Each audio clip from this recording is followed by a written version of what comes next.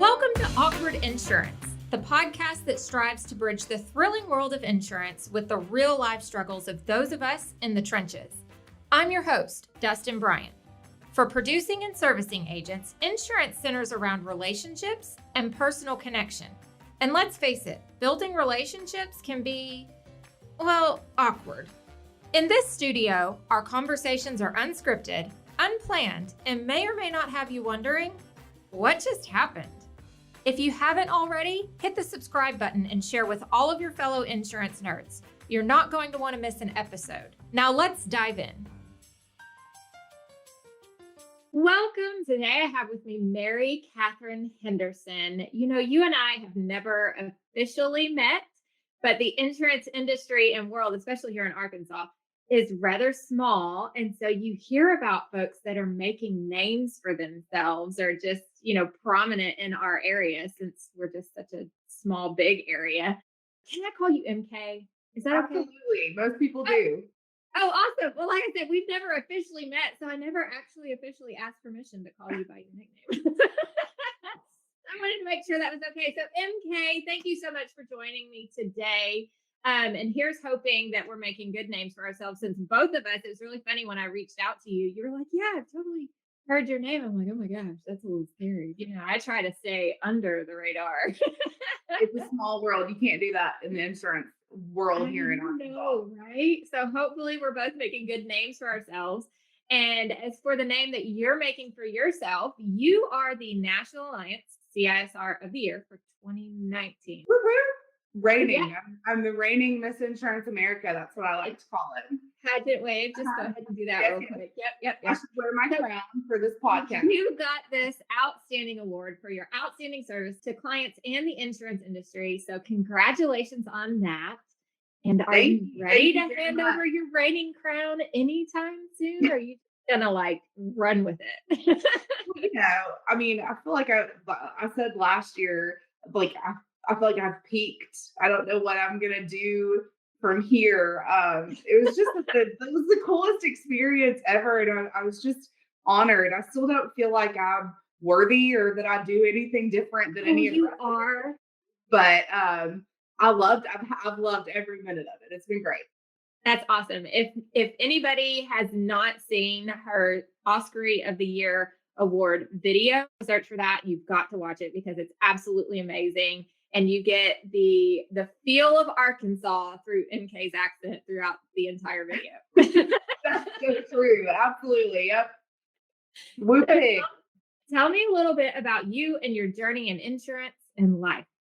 Okay. So insurance is all I know. I started in insurance when I was 16. It was my first, technically my second real job. I started as a file clerk. So I was faxing Accord applications before I knew what an Accord application was. So I've been doing this now half my life. I'm 34. So I guess I've been doing this longer than I haven't been, which is crazy.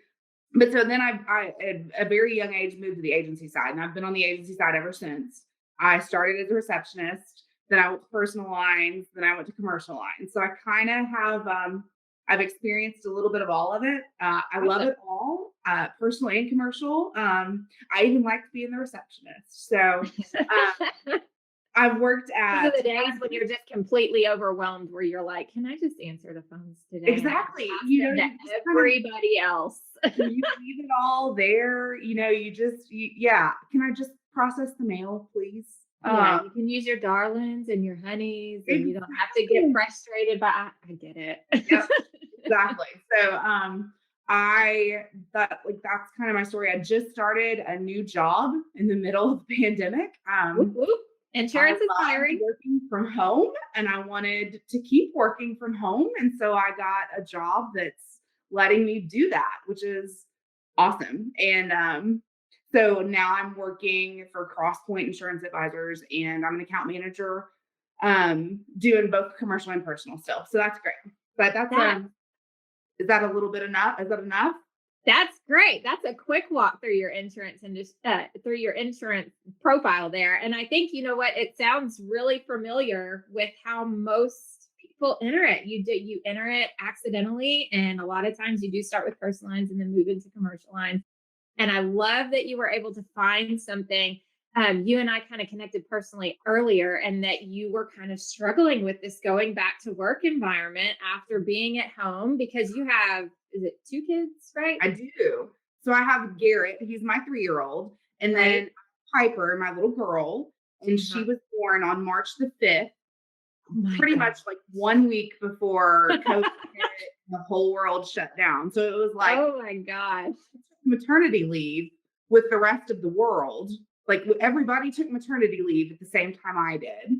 Uh, Right. and so then it's like I just never really re-entered the world. I've just kind of been home ever since, which is great and fabulous, and I love it. Right. Did you ever think that you would love this environment, or were you Oh, like, I am a solid office chick? um, you know, it's really hard for me.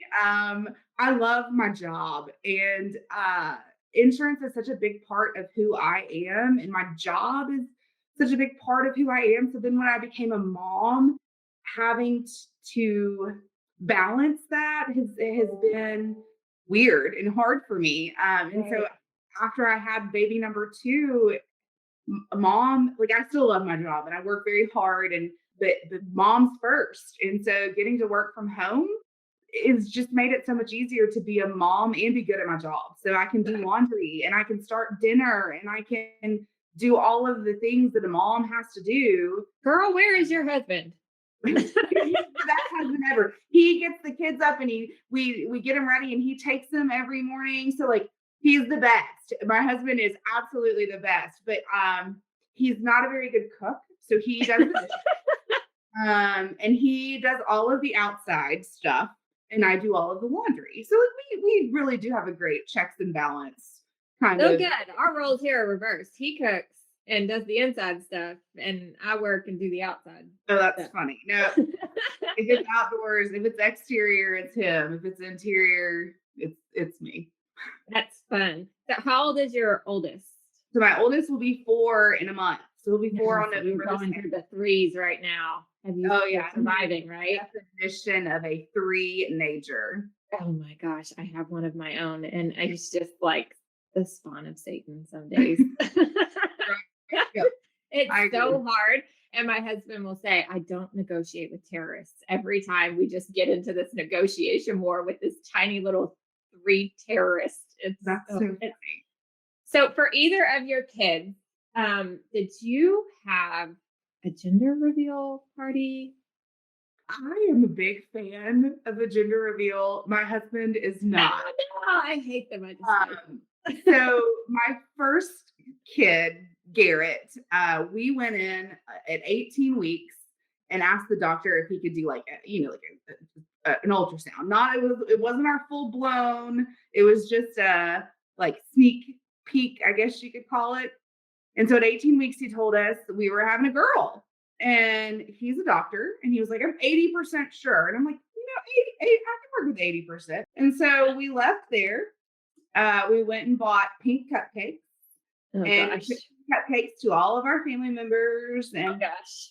so like that was like our gender reveal, right? It's a girl. And so Yay! then a month later, we went back for our full ultrasound. The first thing that the ultrasound tech said was, congratulations, it's a boy. And Yeah, so, you're like, wait, what? We've been through this So I already. think That's they're not what right. they told us. We're wrong. Like, Yeah. where's your E&O insurance? I mean, I spent the rest of that ultrasound in disbelief. Like, I don't remember. Oh no, you probably had a name remember. picked out. What was Garrett going to be named? So Garrett was going to be Piper. That was our Oh. girl name. So her name was Piper, and I picked the nursery. We hadn't painted anything yet, but I have bought some clothes. I probably wanted a boy. And so it took me a little while to be okay with the bows and the ballerinas but I'd gotten used to it and I was excited. And then they told me it was a boy, and I was like, but Oh, and your hopes that's and not dreams. what- were dashed. what? So Oh, anyways, we found out it was a boy and we did the same thing. We took cupcakes with blue icing and they took a picture to say, just kidding, it's a boy. Well, and I'm such a planner. Like I need to know things. Like there was no there was never going to be like a surprise. I needed to know the gender as soon as I could know the gender. Like I need to plan everything that I can plan. And so I think that was God kind of being like, ha ha, you just thought you were, you Yeah. knew. So very apprehensive during the second child, huh? Well, so then, okay, I don't know if you know about this, but, and I don't think it was around when Garrett was born, but there is this thing that you can buy on Amazon called Sneak Peek. And you prick your finger and you send it off to a lab. And as soon as 8 weeks of, like, when you find out you're pregnant, 8 weeks, they can tell you if you're having a boy or a girl. Do you So do they it at check 8 your weeks? blood for Y chromosomes. And so we did that with Piper. So at 8 weeks, actually, it was probably 10 weeks, we sent off the finger prick and got the results and found out she was a girl before, but I didn't really, like, hello, I didn't really believe that. Like, after Right. everything I'd been through the first time around. Right. This is like the string and the ring and whether it goes back and forth or up and down. Yeah. It was accurate. And Your doctor's probably going, oh my God. but I think it was so much fun. If you're pregnant or you know somebody that's having a baby, look on Amazon, Sneak Peek. It was, I think, $50. It was just fun. It was a fun thing to do early on in pregnancy when you can't really do much, anything else. So the reason why we're talking about this, of course, is because there are some wildfires that are burning out west. Happens every year, started by one thing or another. But this year in September, it came to light that one of the wildfires was started by a gender reveal party that used a pyrotechnic. Now, initially, my brain just sends off all these red signals like, holy crap. You are in California. You shouldn't be using pyrotechnics for anything. Yeah, I don't even know what type of pyrotechnic this was. I'm imagining it. It's one of those pop tube things that still needs a little bit of a spark to shoot stuff out of it, like the smoke or what. Well, you've got to have fire to have smoke either way. But maybe I don't know. Maybe it backfired into the grass or whatever. But still, this particular wildfire has destroyed over 10,000 acres in California. And unfortunately, it has displaced over 21,000 people, from what I understand, from their homes, and even contributed to the death of a firefighter. But it's not the first one this year. This is what I never heard of, a fire being started by a gender reveal party until this year. And so when I was researching it and Googling around it, it's actually pretty common. It's like very common. So you'd think that this was a thing by now, that people would stop using pyrotechnics for this kind of thing. So it's not the first one this year. In Florida, there was a 10-acre brush fire started by a gender reveal pyrotechnic in April of this year.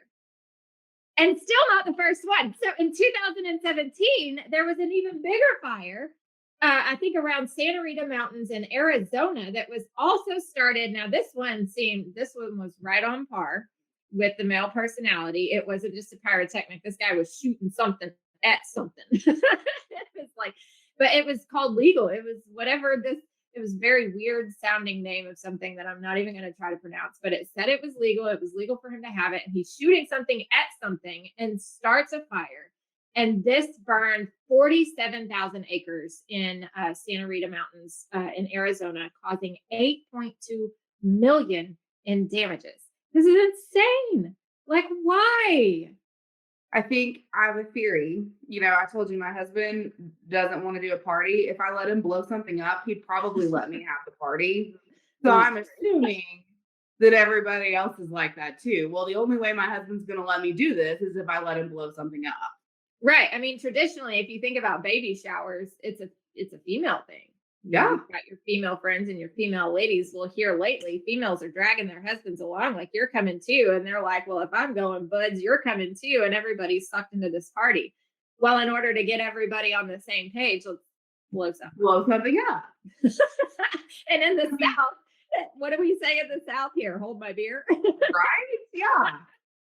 I mean, like, I get it. It doesn't make it right. And I think after, just hearing, you'd think people would learn. People don't learn. But like, we could still have a gender reveal and not have to blow something up, right? You can slice it to a cake or well, I mean, that's how gender reveals got started to begin with. You can Google around and find different things about when gender reveals got started. There's one that says it's like in 2006. There's one that's in 2008.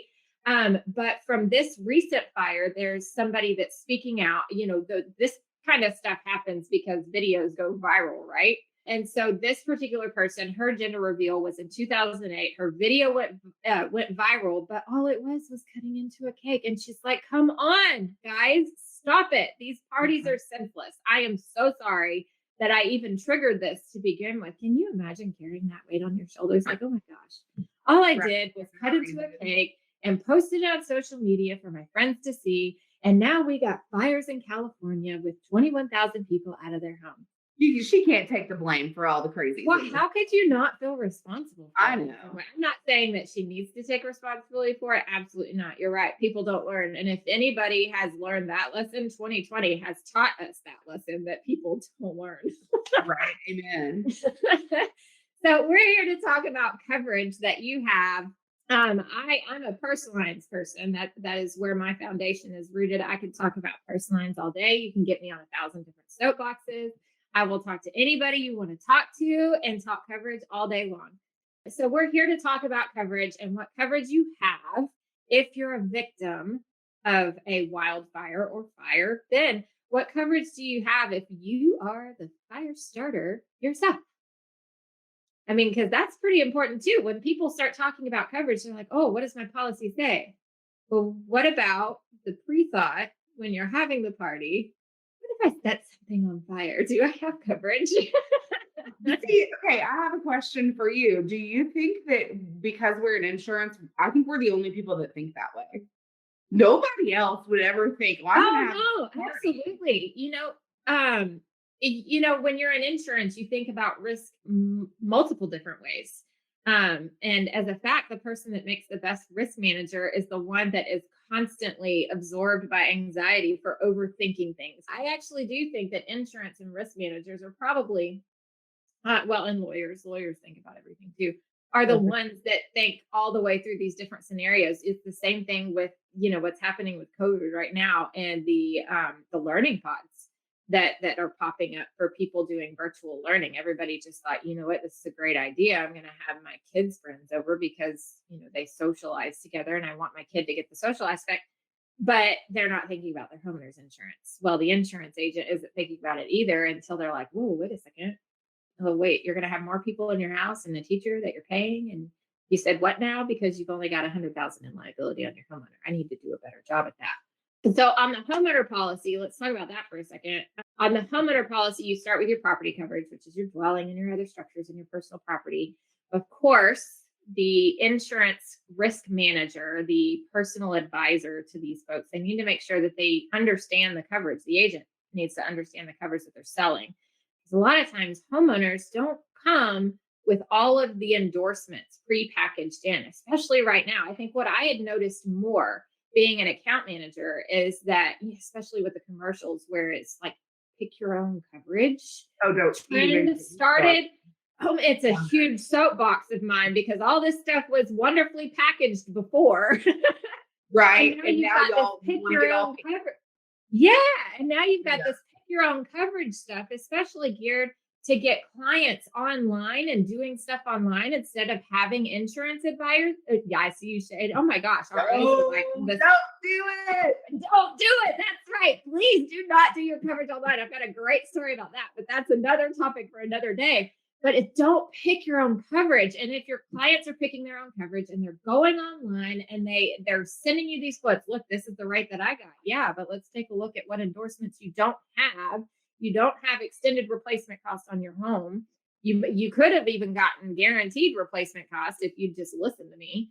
Or same for personal property. The unendorsed homeowner policy is not going to have replacement costs on personal property, period. And they don't understand that. And then you kind of have to provide this little brief education for them about what open peril and name peril means and, go down that rabbit hole, if you will.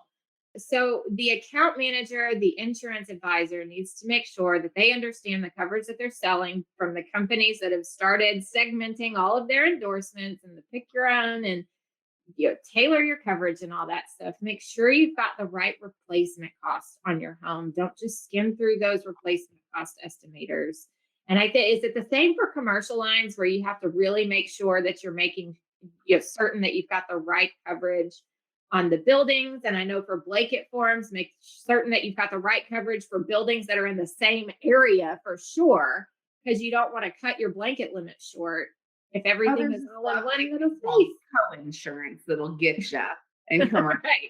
So that's something to think about. And yeah, I mean, it's the same thing. Like I was thinking there's not one policy that's going to cover everything in the case of a fire loss. I mean, if you've got autos are going to be covered under an auto policy, equipment's going to be covered under inland marine, your buildings going to be covered under your property policy. So you've got all those different things to think about. And it's kind of the same in commercial lines. You've got basic, broad, and special form. Fire is considered covered peril on the basic form. So you've got fire coverage on no matter what form you have. I can't tell you the last time I wrote a basic policy, but that's something to think about. If you have, you don't need to be doing it down the road. Same thing with valuation, ACV versus replacement cost. So it's the same, but it's different. And I could probably talk. I could talk personal or commercial all day long. I think, like fires for me it's more personal. So that's hard to say, but like, I think that you can relate more when you're talking about your own stuff getting burned up in a fire. You probably care more about your Christmas ornaments. That would be what I'd care about. Or your clothes burning up in your office desk. So, I mean, something to think about there. But so when you think about personal property, I mean, a lot of folks do vastly underestimate even the value of their own personal property. They look at that limit on their policy and they think, oh, I've got enough, whatever it is, whether you're selling a policy that's got the basic 50% of coverage A or it's beefed up and has 75%, or, they increase their limits because they recognize they needed more.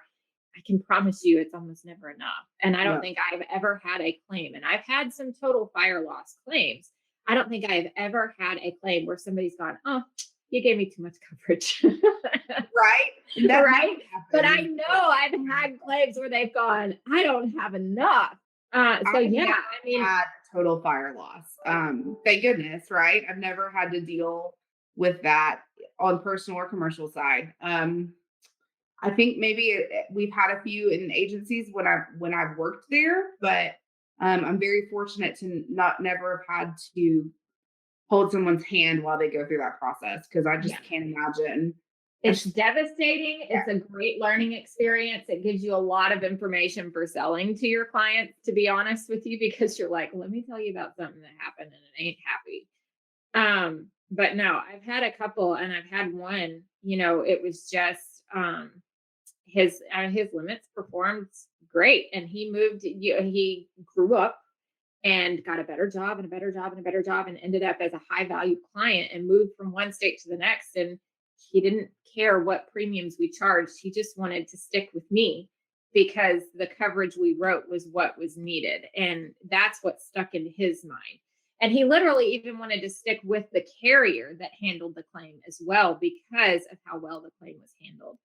So, that's just multifaceted when you think about writing the right limits for your client. It's not just for the claim. It's also for retention. It's also for relationships. It's also for peace of mind, because, that's the whole reason they're buying the coverage to begin with. So for personal property, I have a question, because I think I've only done this a handful of times, and it's for somebody that they've asked for it themselves. Have you ever given somebody a property inventory booklet for them to walk through their house, write down their clothing and their furniture, and kind of estimate the values of what they think everything is, to kind of get them to really think about what that limit means to them? So I've never given them a booklet, but I have on several occasions asked folks, like, they'll say, well, what do I do if I ever have a claim? And what I always will say is, you need to walk through your house once every few years and take some pictures.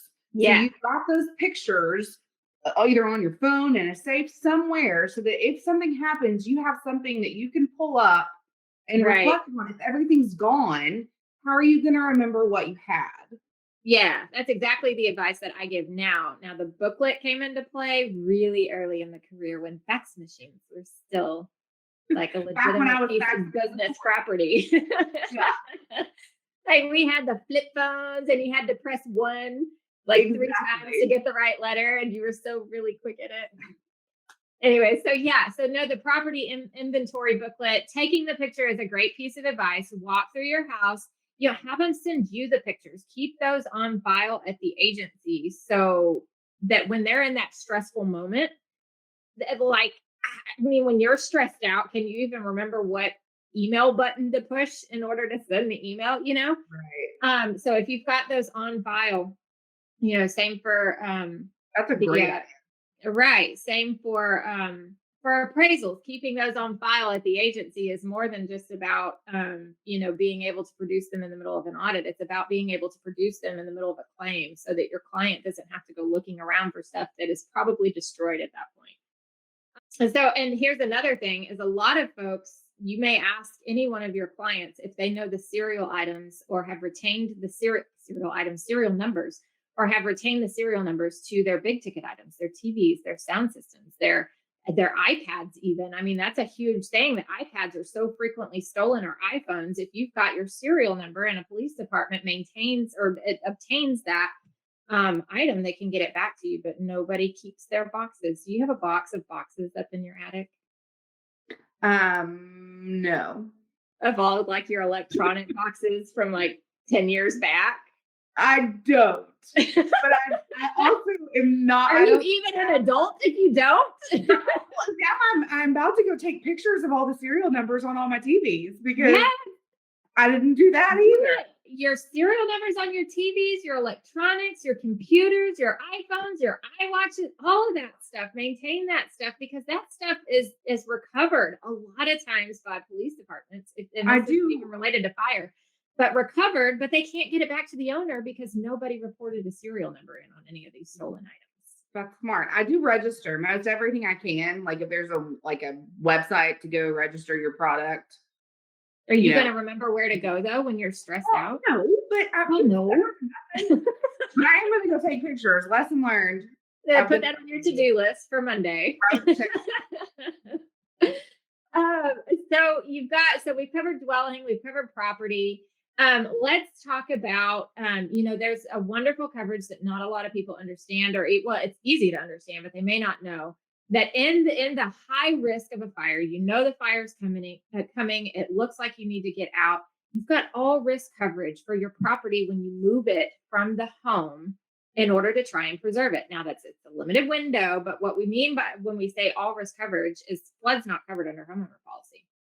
You take your stuff in a trailer and you load it and you go down river because you're trying to get closer to a water source to get away from the fire. I don't know, I'm making stuff up at this point.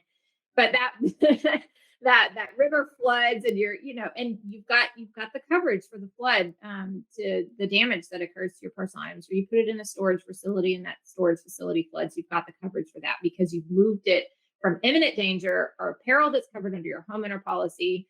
And now you've got that flood coverage there too. So move your stuff. That comes with a disclaimer. We'll talk about that disclaimer in just a little bit.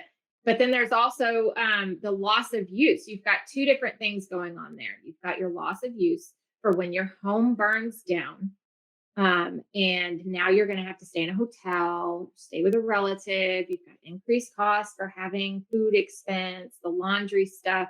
Of course, it's increased expense. It's additional living expense. So, the company is going to deduct what your normal living expense would have been on top of that.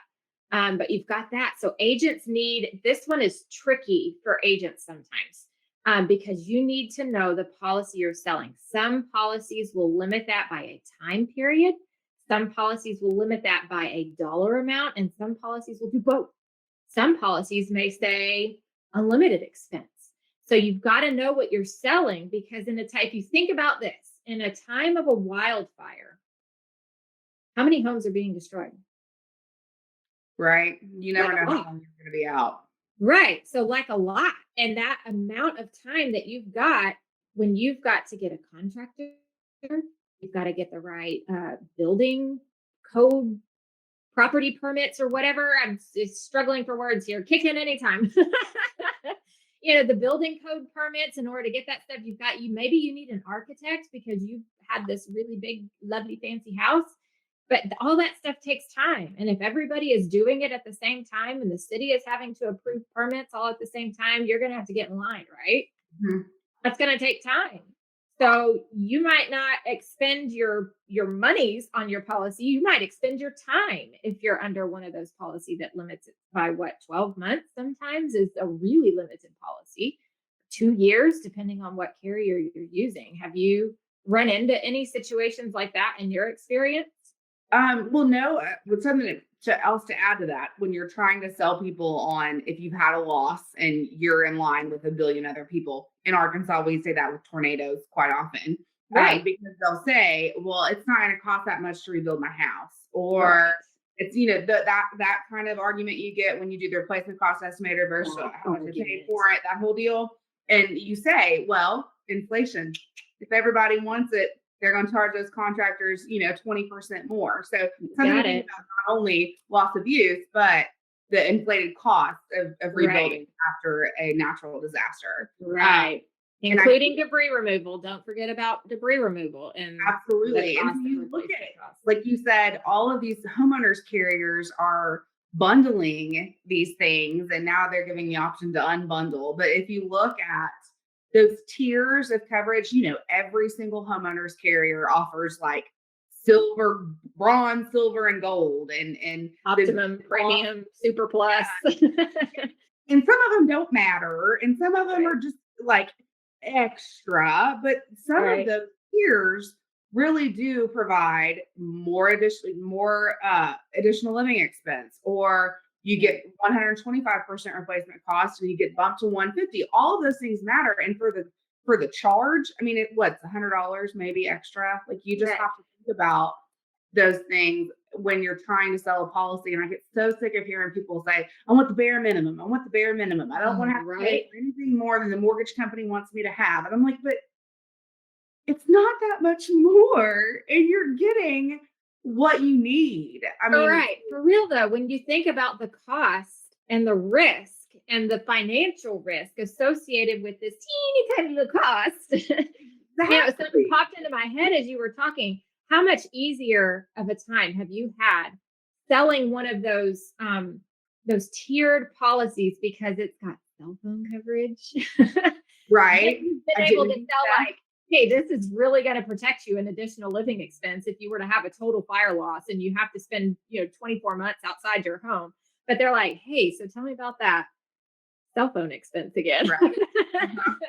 So under this coverage, you've also got coverage for, maybe your home isn't on fire, but the civil authorities have told you that you can't go near your home. You need to evacuate your home. And that's not because they're trying to be meanies or tell you that you shouldn't stay behind and protect your property. It's because, they've got first responders that are going to have to come in and save your butt if you stay behind. They need to preserve their assets too, their people. And then of course they also want to put you first and make sure that you've got enough warning to get out of Dodge. But you've got some coverage there. It's not going to last for very long usually, but you usually do have some coverage there as well. So now let's talk about the fun part. Let's talk about the fire starter, the man that just has to shoot something at a target and trigger that gas fire. Do they have coverage? Do they? Do they? I actually wrote that down from a personal line standpoint. I kind of wanted to ask you what you found. Did the gender reveal guy have any coverage? Right. So I did do some poking around on that, and I Googled it in 1,000 different ways. And honestly, there's not too many ways that lead back to your homeowner policy. So then you have to rely upon your professional knowledge of the homeowner policy at that point. So of course you're not going to have coverage if you intentionally start a fire, an arson or something like that. Right. So if you're doing gender reveal, now, lawyers will argue anything, right? They'll argue that the sky isn't blue, it's aqua or something. But so you start a fire because of a gender reveal. Is it intentional? No. To me, it's not. It's not going to be intentional. So it's not an intentional fire, and you are going to have coverage for your acts. You set something on fire. Oopsie, I didn't mean to do that. And that's not where this was supposed to go. I was just trying. I think this particular gender reveal ended up in blue smoke. So can you imagine being that kid? like, please, can you give me a different? Well, and so then like you're obviously your stuff's covered. I mean, you set a fire, your stuff's covered, but how much of that could you be liable for? And how much of that is Mother Nature, wind spreading embers? And where do you draw the line? Obviously, that's something you need to talk about on your personal liability policy. The cost between having $100,000 and $500,000 in coverage is about $3 a year. So, right. But let's talk about that, though. These losses that we've talked about so far, they're millions of dollars. Exactly. I mean, even if you talk your client well into a personal umbrella policy, which every client should have, no matter what, to be honest with you, especially if you're old, young, have kids, alive, breathing. Oh, wait. Okay. So, even if you talk your client into an umbrella, usually you're only going to have $1 million for your average client. You might have $2 million. The most you can get is $5 million for most standard carriers before you get into excess. If you're in some kind of special or high value carrier, you're going to have higher limits than that, but you're not going to have $1 billion limits. No, but how much are you liable for all of it? Like, yeah, but I mean, that's not quite fair. Right. So let's talk about this 2017 Arizona fire. This guy, this fire starter, he was found guilty in court for starting the fire. I didn't write down all the particulars on it. But he was ordered to pay restitution on that with an initial payment of $100,000 and then $500 per month for 20 years, as well as probation. Not sure what probation is going to entail. Like, please don't start any more fires. Just stay away from pyrotechnics. And can we get you to put the guns down and not shoot any more targets? Yeah, that's sure. And I'm sure his wife is like, Jim, that's a bad idea. We've already been there once. Could you not light that candle? Yeah, no more fire starters in the house. No gas stoves in the house. No gas fireplaces. Nothing that I'm just going to call him Jim. Nothing that Jim can light on fire anymore. So yeah, no, he was ordered to pay back. What did I say? This particular fire was 8.2 million in damages. 8.2 million in damages. And he was ordered an initial payment of $100,000. And what I did find on that was that he used his 401k, his retirement. So now we're not just talking about loss to personal property and loss to our home and our personal belongings. We're talking about our retirement savings is going down the drain here because of a really bad mistake we made. And that's where the homeowners policies and protections should come into place. So in my opinion, he's got coverage under the liability for this. It wasn't intentional. He started the fire. And so his homeowner policy, if he had one, or his renter's policy, if he had one, should have kicked in that liability limit. Of course, it's going to be exhausted, but maybe he wouldn't have had to tap into his retirement for that. Maybe he would have just been able to pull that from his homeowner's policy, probably get a non-renewal the next year. I'm not even sure they'd wait for another loss to happen. No, he'd be done. And then he's not only risking his current financial future, but he's also risking his kids' financial future, because instead of putting that $500 into a 529 plan for his kids' college, he's now paying for the firefighters and the water and other people's property and everything else that went up with that claim. So I had a claim one year, and this one wasn't a total loss; it was a partial loss. It was utterly devastating. I'm going to kind of use dad and grandpa interchangeably, but there's grandpa, there's dad, and there's grandson as part of this claim. And grandpa, out of state, he went to his son's house, was helping him renovate his son's garage.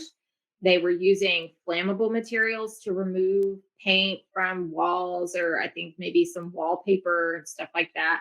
And the only way we know all of the details of this and how this started is because the son had exterior cameras on his house. This is a really nice house too.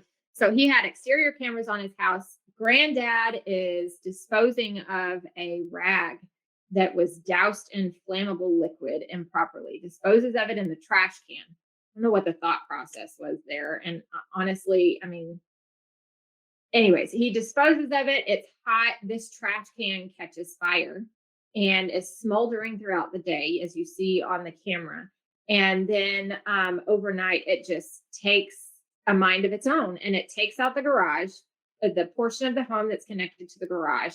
Of course, there is utterly devastating. I'm getting chills right now just talking about it because I remember the conversation with these guys. Again, it was out of state, so it's not like something I could have just gone down the street and been like, let me give you a hug because this is so bad.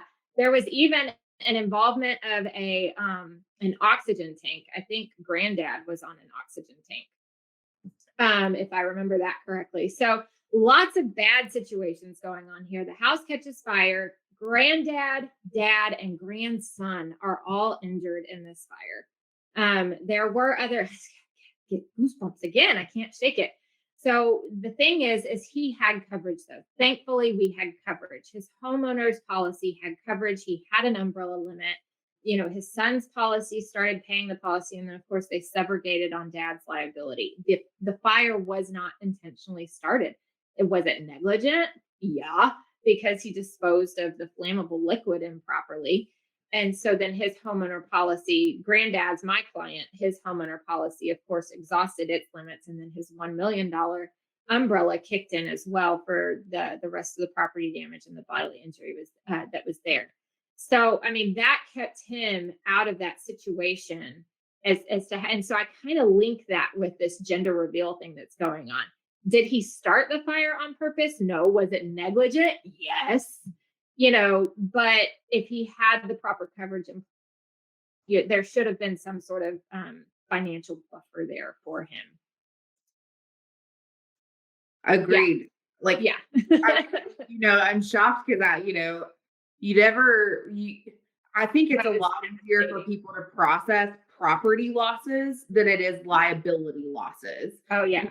It's a lot easier for people to see, the tangible, this caught fire, it is covered, but the who caused it, who done it, that part's a lot harder for people to process, or even, you can put an example there for people to kind of see, like real life, this is what happened and here's how it was covered. I think that, hearing things like that's very beneficial to folks when trying to explain. I think this story kind of resonates with this gender reveal too, because I think if I read correctly, and I could be totally wrong and totally off base, I think the whole way they found out that the way this fire was started is that were they kind of near the woods or in a park or something, and I think there were cameras that caught this on fire, or that caught this whole situation.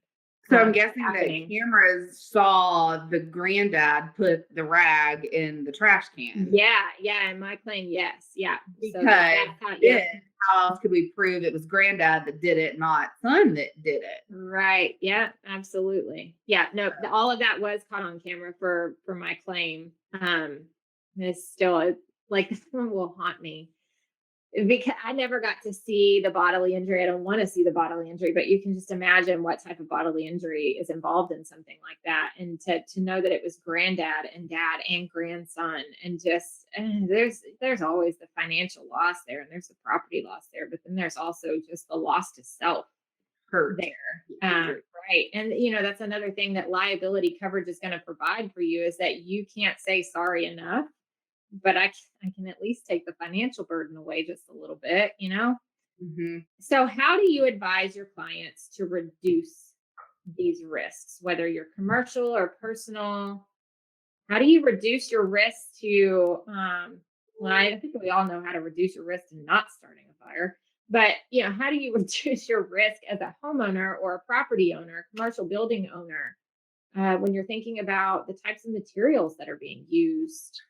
Right. Well, I think if you're in the process of building, you always want to have that discussion. It may cost more on the front end, but if you can use fire resistant materials, it'll be better on the back The end. first time you heard a party board where you were like, what? I've never heard of that before. Well, it's a fire resistant material. Oh, it's like a concrete fiber kind of thing. Well, and Right? the same thing goes with doing your updates. Like that's one thing that, as an account manager, you just kind of want to skirt by. Like, when was the wiring updated? Oh, 2000, and move on down the Right? road. Right. But those Oh, things, wait, you still have knob and tube in your home? exactly, you can't just You put an offer on that do house? evaluate questions for a reason. Right. And the knob and tube discovery for me as a young agent, I'm like, what is knob and tube? And they're like, exactly what it sounds like. It's a bunch of knobs and tubes with wires Uh-huh. exposed everywhere. Yeah, exactly. You do Like, get how did anybody ever think that was okay? fooled in so many building terms when you're an account manager, like things that you don't really know or even care to know about, but you have to know about because it's what we do. But yeah, so asking those questions, it's a pain, but it's our job. That's what we get paid to do. So Right. How difficult is the discussion for you? It's almost a personal discussion. And it kind of links back to another podcast about the awkward conversations that you have to have with your clients and how difficult they are sometimes. Um, Homeowner maintenance, just regular homeowner maintenance. I mean, we're not even talking about replacing building materials or maintenance around your commercial properties, whatever you will. But especially in these fire prone areas, creating a defensible space, clearing your brush away. Now in the South, we love our plants and we love our crepe myrtles that are really big and bushy, and we love our azaleas and our begonias and all that stuff. And especially right now in the fall, as everything is starting to die down and the stuff is turning brown, as this perfect kindling for a fire. So the homeowner maintenance sometimes is the more difficult discussion. Like, you can have a discussion with your clients about, what, if you're going to remodel, I just want to put a little nugget in your head. You might think about some fire resistant materials. yeah, Building codes are getting there, especially with the insulation. You want your fire resistant insulation going into your homes. You definitely don't want those cotton balls catching fire. But just stuff like regular homeowner maintenance. I don't know about you, but when I ask a client, you're going to need to trim back your trees a little bit, that's like telling them they got to cut off their arms and limbs, right? oh, I know, right? It's hard. That's my prize magnolia tree. I think that part of our job is building good relationships with our clients, and I think that that's the basis before you can have these tough discussions. And they shouldn't be tough, but they are. But I think if they can consider you a friend and you can kind of get in, if you started as a friendly conversation. Also, sorry, carrier friends, but I love to pass the buck. And so this isn't my fault, but it's always the somebody insurance else's fault. carrier has told us that you need to do this. And This so underwriter is being so unreasonable. I cannot believe them. exactly. See, that's all you got to do. Sorry, insurance carrier. I've never seen this happen before. I am so sorry. You're gonna have to trim that tree. Uh-huh. Yeah, whatever. I'm gonna need high definition color photos. Exactly. Right. So, if there is any one piece of maintenance, as I've thought about it over the years, that has ever been one, especially new homeowners don't understand homeowner maintenance. And a lot of times new homeowners or even people with home policies, they don't understand that this policy is not a maintenance policy. This policy is not going to pay to have your trees trimmed when they should be trimmed. It's going to pay when that tree falls over because you should have had it trimmed. And if they told you to trim it and you didn't, then you're going to have a problem there with your coverage. Right. But homeowner maintenance, if there is one thing, like, clean your gutters out. When you're in a fire hazard zone, a special fire hazard zone, but not only that, anywhere else. There's all those leaves on there. That's perfect kindling to catching your roof on fire. In the winter, no matter what state you're in, well, probably not in Arizona, but the snow, the ice damming potential that's there where the water melts and refreezes and that water seeps in under that ice dam that's there in your gutter.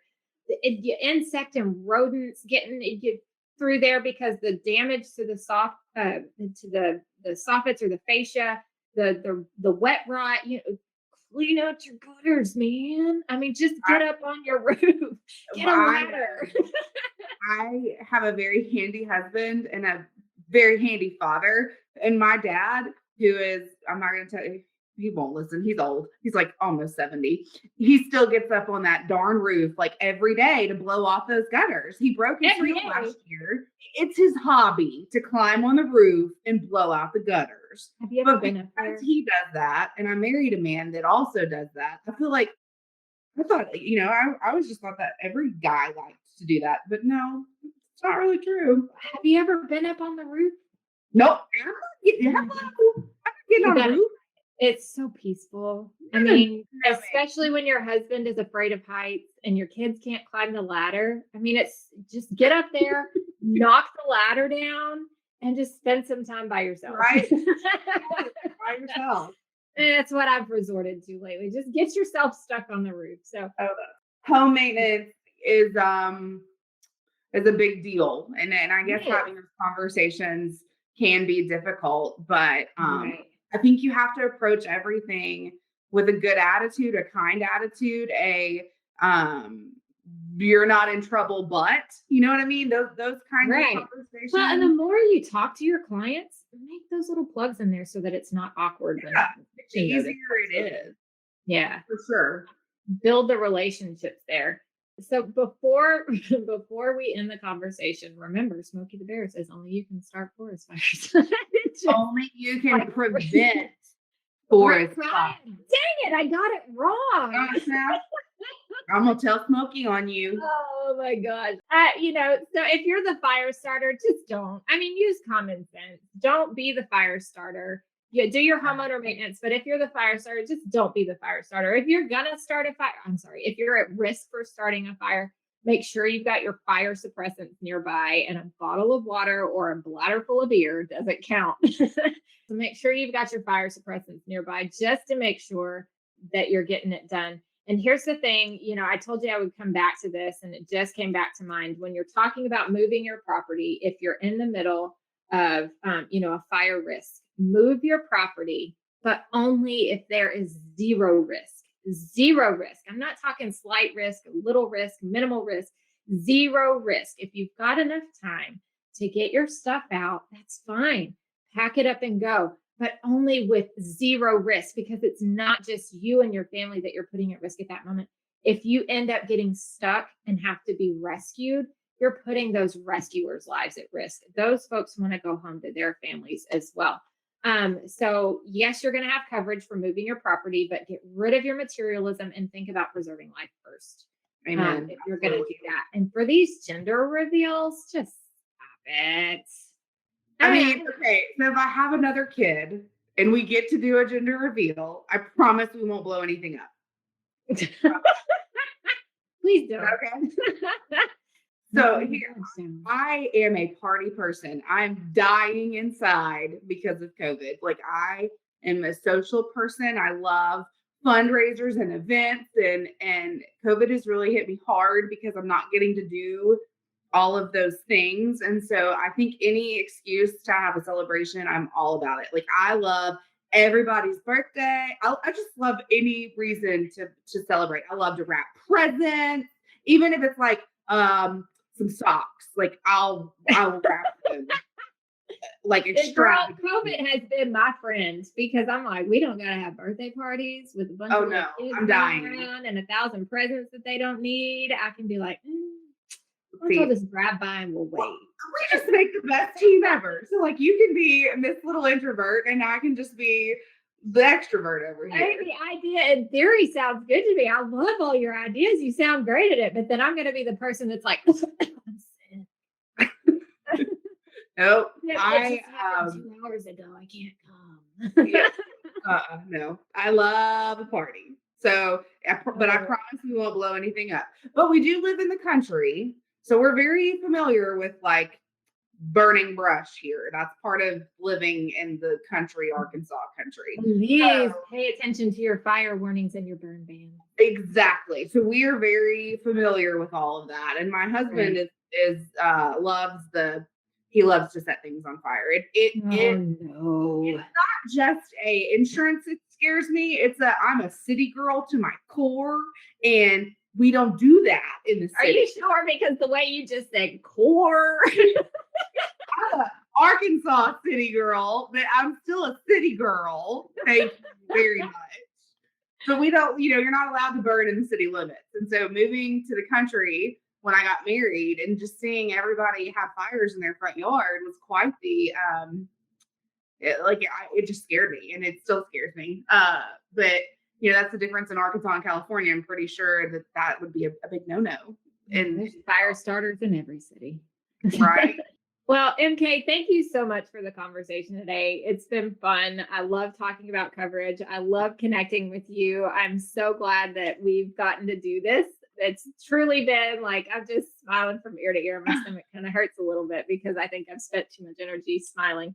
But thank you so much for joining me today. Is there anything else that you've got out there? Any parting words, any words of wisdom? No, I'm so glad I got to do this. I've never really been a big podcaster, so this has been an experience, right?